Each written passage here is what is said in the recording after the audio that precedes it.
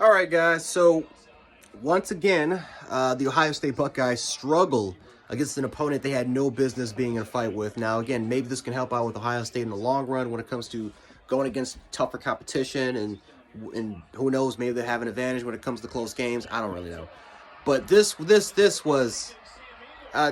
just, my goodness gracious, guys. This was not supposed to be like this, guys. Ohio State struggled with Nebraska.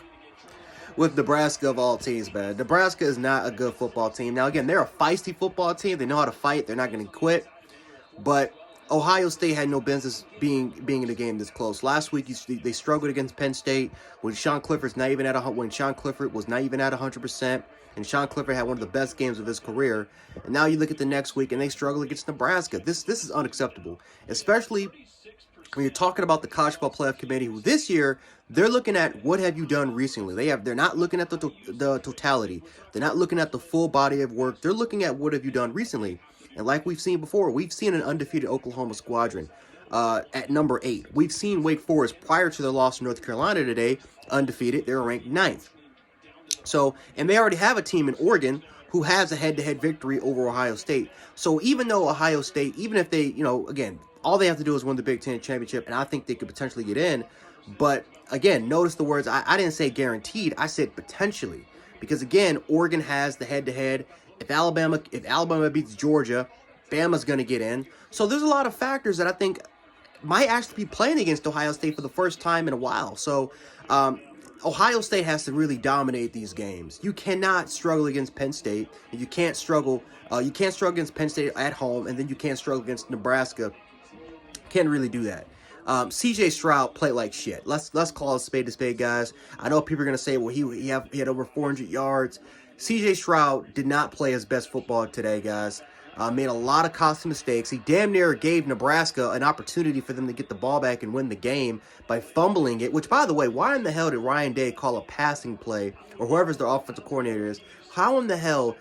Why do you call a passing play in that type of situation, knowing that a fumble could potentially give Nebraska back the football, and the way that Nebraska's been going, they would have had the momentum and they could have scored a touchdown, which could have ended Ohio State's season. So I don't know. Ohio State just did not play good football, man. They did not play good football, and I definitely believe that there needs to be a lot of work that needs to be done.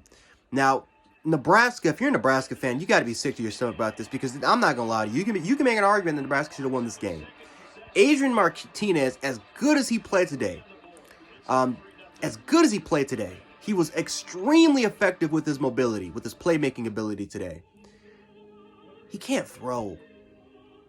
And I'm not saying that, like literally he can't, literally that he can't throw the football, because we all know he's a quarterback. When you're a quarterback in a Division I program, or any college in college, even in JUCO, you got to throw the football. So he can throw it, but when it comes to going through his progressions, when it comes to making the right and correct precise throws on a consistent basis, he can't do it. He can't do it. He missed a wide open crossing route, which could have gave Nebraska a first down, which could have kept the chains moving. And again, they missed, their kicker missed a field goal, which was 23-17.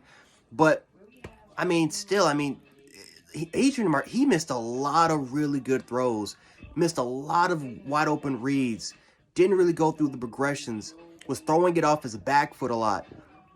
Took off way. There were times where he just took off way too early. Man, oh man, oh man. As good as a playmaker as that kid is, he has trouble as a passer. And that is the reason why Nebraska has struggled so far. And again, it's not all on Adrian Martinez, because I feel like from a coaching standpoint and from their roster/personnel, they have not been the best this year. And I feel like their record is their record. That's who they are. They can't win these games. And if you're the good teams, will figure out a way to win these games. So Ohio State escapes 26-17. Again, Nebraska played their asses off, man. Trayvon Henderson was held to 90 yards, but he had like one huge run that put Ohio State up in some really good position. Nebraska played really conservative towards the end.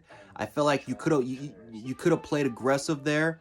But it was thanks to that screenplay, which set up for like, man, what, 12, 13 yards when it was like 3rd and 17 or 3rd and 18, which put him in field position. I would have just took the chance, rolled the dice, play aggressive, so that Ohio State wouldn't be in that field range. But who knows? Maybe there's a reason why I'm not a head coach. It's 50-50 roll the dice, but it is what it is there. Again, it sucks. Really sucks if you're a Nebraska fan, but if you're an Ohio State football fan, you gotta be a little worried over there. Not saying that Ohio State is not going to win the Big Ten, still not going to win the Big Ten championship. I think they still have a huge opportunity to do that. But when it comes to style points, Ohio State is falling behind, and we've seen teams be punished like Cincinnati, teams like Oklahoma, Wake Forest. Those teams have been punished because of the lack of style points. They're not, they're not dominating like they're supposed to. So, Ohio State fans, Nebraska fans, let me know how you guys felt about this game in the comment section. We really want to have a conversation about this. And I will check you guys in the next reaction, because we got a lot more college football going on. We got a lot more crazy games.